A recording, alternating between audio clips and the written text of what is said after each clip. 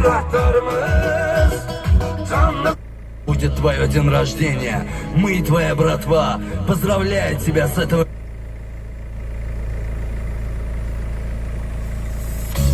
Наш старший брат Огры Гуле, гордость Азербайджана. 28 августа, иншаллах, будет твое день рождения. Мы и твоя братва поздравляют тебя с этого дня. Жизнь ворам вечно! И доступны мир давар hürmetli bratlarımız.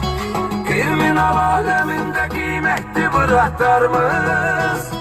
Canlı koyup türmede illerini verir çoksun.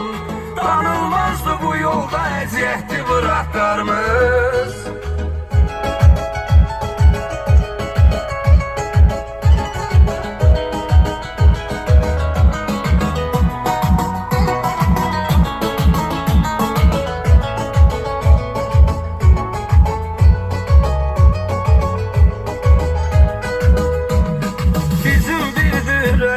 Her an Ogru Kuline, gurur duyur özünü tanıyan oğlan Ogru Kuline.